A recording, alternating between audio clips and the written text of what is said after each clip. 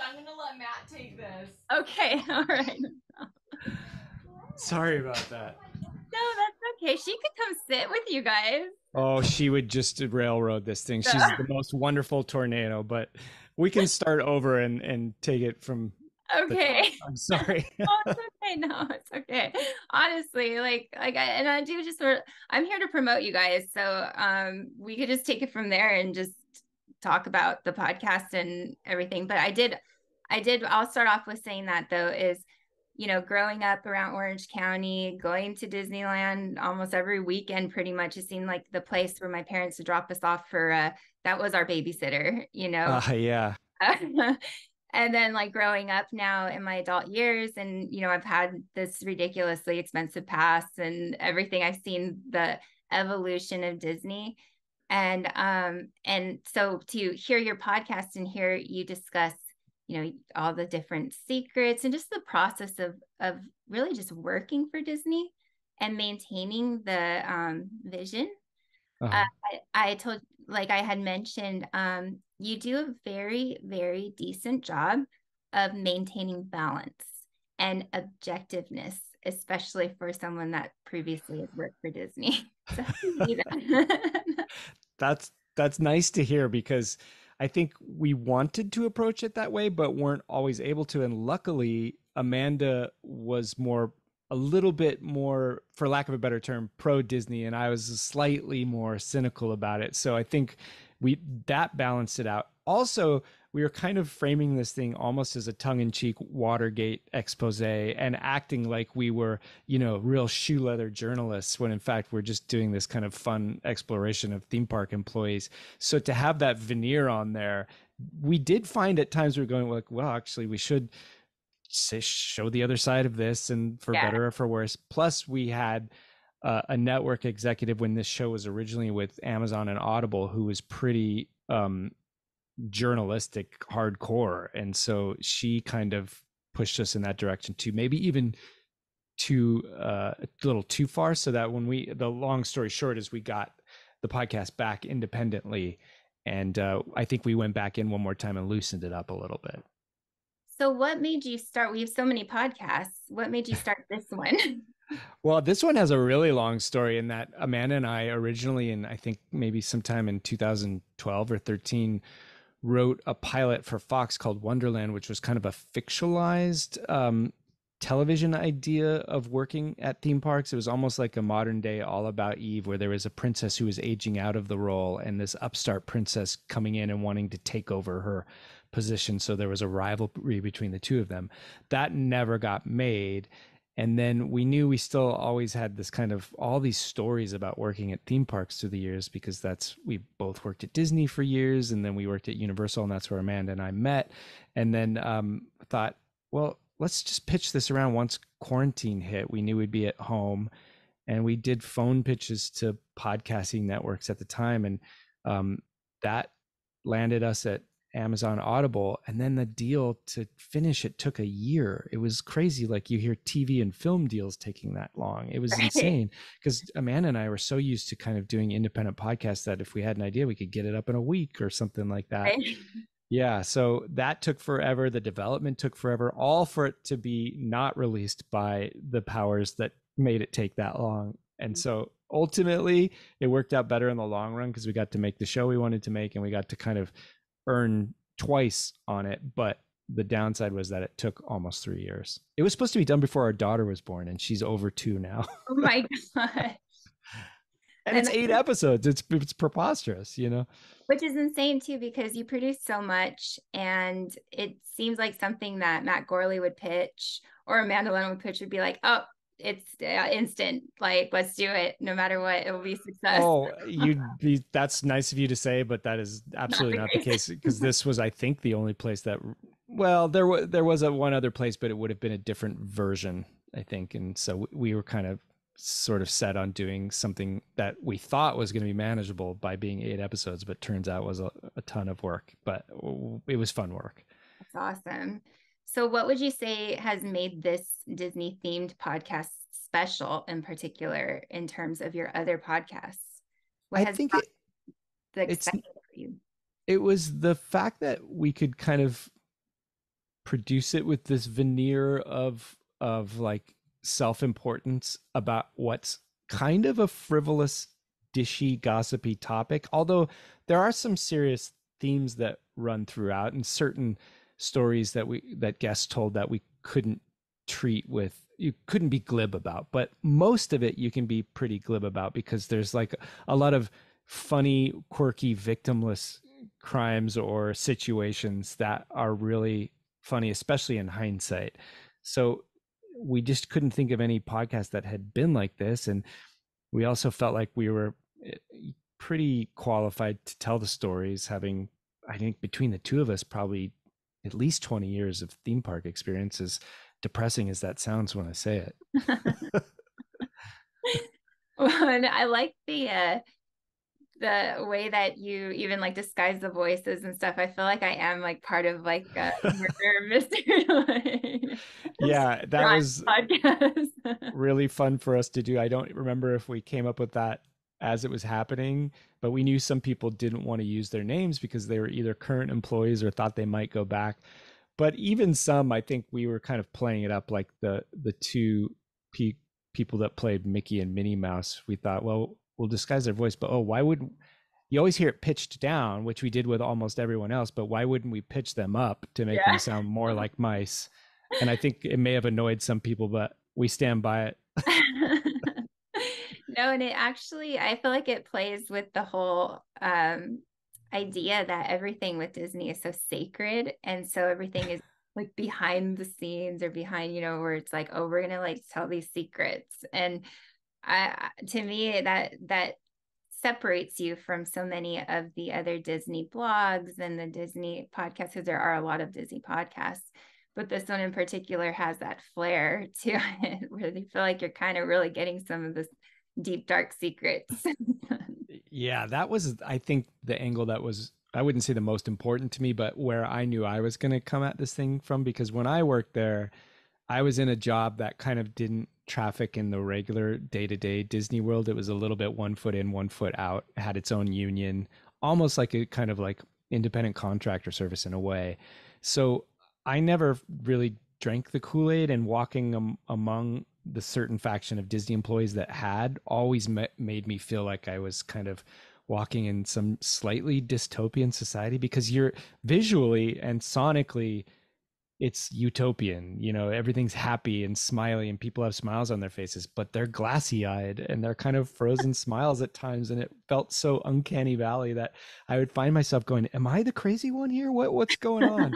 That's all like an exaggeration, but I knew that was the angle I had to come from, because I didn't move all that well within that environment. I had to like take stock of things every time I'd go home and pinch myself a little bit.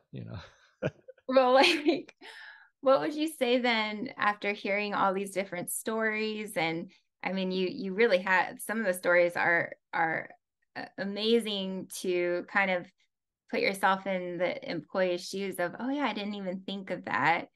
The pawing at them and the heat and the weight of the costumes and everything that goes into it. What if you had to like sit down with Disney HR? What suggestions would you give for the employee experience versus the guest experience? I would definitely start with, you need to pay the rank and file characters double at least. It's kind of like how teachers are underpaid in this world, and I'm not equating theme park fuzzies to teachers. Teachers are so much more important, but there is an element of, you rely on this army of characters to be the face of your magic. You should pay them whatever that magic is worth, because that's what those ticket prices are so high for. People come there for that magic, and these are like they're the first wave of that. And it is grueling work. It really is. And I had the easy version of it, and my union we got paid really well. Amanda was a face character and got paid okay, but the fuzzy characters, they're just kind of, I mean, it's just not enough. They definitely need to be paid more. Well, I remember this one crazy story where one of the chipmunks was on the float and had fainted, but because they didn't want to ruin the, anything. They couldn't stop or anything. So they let him dangle. And like, I'm not surprised. it I'm not was surprised. then be like, oh, the kids will Yeah. laugh. And then, okay, well, now we'll check on him. So yeah, I mean, there could be changes there, but so what about, what traditions do you hope maintain in terms of the employee experience? Oh, that's a really good question. Um, I I guess if the how do I put this? The good and the bad is the atmosphere there. So when I say like it's glassy-eyed and sort of like slightly cultish, that's the bad side of it. There is a side of feeling like you're working somewhere that you have pride in. These are not just like someone working at Home Depot to get a paycheck. Most of the people working there are there because they get to belong to something bigger. And I think that's also goes along with why they call them cast members in the first place, regardless if they do a show or not. So there's a downside to that where I think people use it a little bit as an escape from reality or something. But the good side is that it's a much more inclusive workspace, and people are generally super friendly and positive. And when that feels authentic, I think that's something you don't get virtually anywhere else. Sometimes it doesn't feel authentic, but when it does, it's really nice. Yeah, that's something when it comes to Disney, especially Disneyland, because it is like the original and they try and kind of maintain that, and I personally haven't been involved in it as much as like when I was in grad school. I went to Cal State Fullerton for grad school, so it was all Disney. I bet. I went to Cal State Long Beach for Oh yeah, for undergrad and grad school, so yeah. so everything. I mean, I even took a class that was called Dissecting Disney. I mean, Really? yes. Oh my God, I didn't even know that existed. Wow.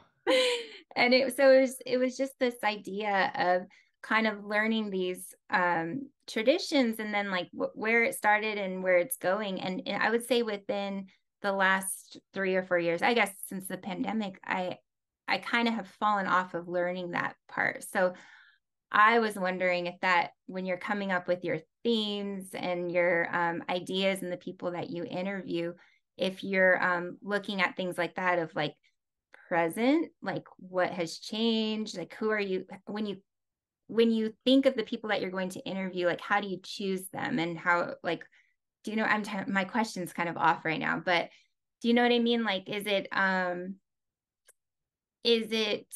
learning about where Disney's going, or learning where Disney's been, basically? Yeah, I think we had a good sense of where Disney's been, both Amanda and I, because we're second generation Californians. We both, like, my father worked there, her great aunt worked there. So we had an idea of not only the history, but our collective childhood and then our adulthood working there. So I think we had a pretty good idea of the span. But since we've stopped working there, it has already changed a lot. And I don't even think we've really, like, scratched the surface on that, because we had a friend or two that we wanted to interview for the podcast, and they flat out said, I can't. Even with a code name and a disguised voice, I'm too afraid of losing my job. Disney is cracking down on any kind of social media revelations about the workplace, anything internet that shows a peek behind the curtain. So I think they've gotten a little bit more police state there or something, for lack of a better term. I don't know.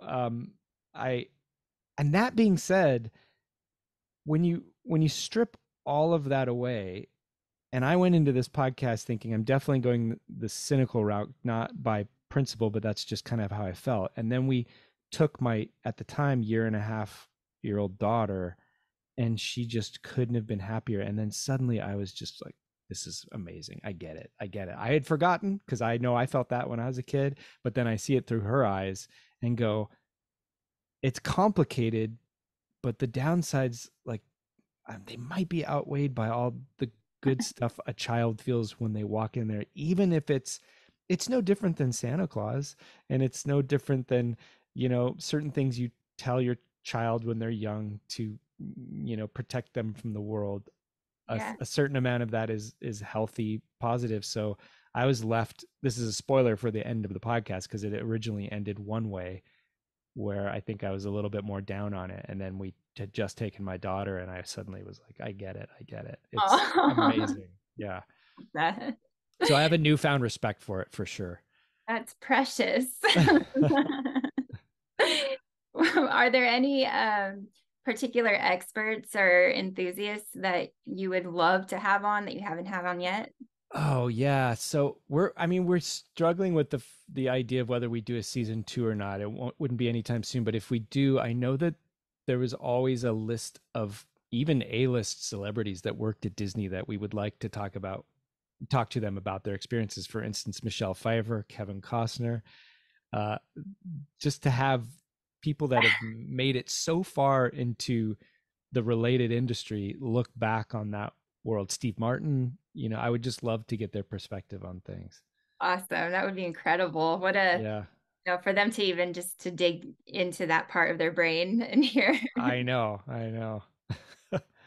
Well, so you don't know if you're doing a season 2, because that was going to be my next question. So, have you received any interesting or unexpected responses yet from your audience, especially Disney enthusiasts? The audience responses exceeded our expectations, and the numbers too. We're super happy with it. And luckily, I don't want to speak too soon, but the podcast has almost finished its run. We're half expecting to hear from Disney on some level. We had legal vetting from more than one source, so we felt confident going in that we, also with our fact checking and stuff, we weren't telling tales out of school, or if there were tales being told out of school, that was on the guest saying, I heard this. We weren't reporting it as fact. And we so far have not heard anything, and thankfully, I think, because also, like you said, we tried to be balanced. We talk about some of the good, some of the culture experts we have on, talk about how there's some benefit, especially in terms of how Disney has evolved in its presentations of princesses and female characters and their capabilities, and they're not damsels in distress anymore. If anything, they're leading the charge. And so we explore that just as much as we explore some of the oppressive workplace conditions they have, Right. I mean, it reveals those things, but I feel like it also, if I say like in Disney theme, is like it always has that underlining message of however the magic is still there. However, Yeah. it's like no matter what, this is what happens. Yes, it sounds, horrid in this way, but at the same time, there's reason behind it, or something. It's like, that's what I mean by the balance that you maintain, even as you said you came in cynical. Even then, you were able to kind of keep that. Yeah, and it's maybe growing, because we actually went to Universal Studios yesterday, and we have Disney Plus, and our daughter is obsessed with Disney movies, and she and I there's this short film on there that they just put out called Once Upon a Studio, and it's just a like camera tour through the Disney studios, and all of the animation from all of Disney's past 100 years comes to life. And I watched that, and I'm taken back to the Disney stuff of my youth. And then when I see something from today that maybe I don't respond to as much, I see it in a new light, because I was like, that's no different. If anything, this character is more three-dimensional and more empowered. And then it gets to a point where Mickey's looking at a picture of Walt Disney, and I start to get a little sentimental. And then I go, oh my God, have we wronged Walt Disney? And then I think, no, he himself was complicated, but also a lot of the things we're talking about now are the current or recent administration, when it's become so commercialized and so capitalized that there's fair room for criticism just as much as there is for celebration for all the amazing stuff that they've done. And that's where we land. We're like solely in the middle of like, let's drink the Kool-Aid, but just know we're drinking the Kool-Aid. Oh, and yeah. in today's world, that's about all you can ask for, Well, I hope that you have a season 2, because it really is. It's fun. It's a really good, and away from the fact that, yeah, it is in my backyard, I feel like I there's not a lot of although there's so many blogs and there's so many podcasts that discuss Disney. I feel like something like this is both fun and informative. Oh, And thank you. as long as, you know, you don't kill the magic, and then Yeah, I would say don't listen to it if you're a kid who believes in the magic, but if you're an adult who understands nuance, then you'd probably appreciate it, you know. Thank you again. Thank you so much. Tell Amanda thank you. I wish that we could have talked a little bit, but I understand completely. So Yeah. Well, thank you. And let us know when this comes out I and will. how we can spread the word. All Thank you right. so much. That was really fun. Thank you. All right. Bye. Bye.